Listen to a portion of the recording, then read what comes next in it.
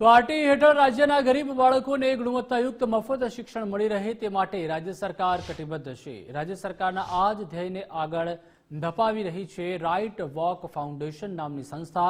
આ સંસ્થા રાજ્ય સરકારના આઈસીડીએસ વિભાગ સાથે મળીને કામ કરી રહી છે। ગુજરાતભરમાં ગરીબ અને જરૂરિયાતમંદ બાળકોને છેલ્લા 3 વર્ષથી આરટી હેઠળ વિનામૂલ્યે ફોર્મ ભરી આપવાનું કામ કરે છે। રાઇટ વોક ફાઉન્ડેશનની રાજ્યમાં કુલ 42 જેટલી શાખાઓ આવેલી છે। અમદાવાદમાં પણ 15 જેટલા સેન્ટર પર આ કામગીરી કરવામાં આવી રહી છે। અમદાવાદના આસારવા વિસ્તારમાં ઉત્કર્ષ ફાઉન્ડેશન ટ્રસ્ટના સહયોગથી તેમજ ખમાસાના મંસૂરી યુવક મંડળ ટ્રસ્ટના સહકારથી અનેક બાળકોના આરટી માટેના ફોર્મ ભરવામાં આવ્યા છે।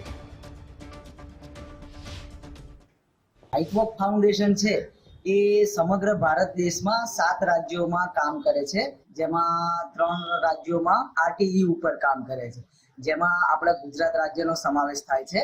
અને છેલ્લા 3 વર્ષથી ગુજરાત રાજ્યમાં આરટીઈ ઉપર અમારી સંસ્થા કામ કરી રહી છે। અને આ વર્ષે ટોટલ ગુજરાતના 21 જિલ્લાઓમાં કામ કરે છે, જેમાં હું અમદાવાદ જિલ્લો સંભાળી રહ્યો છું।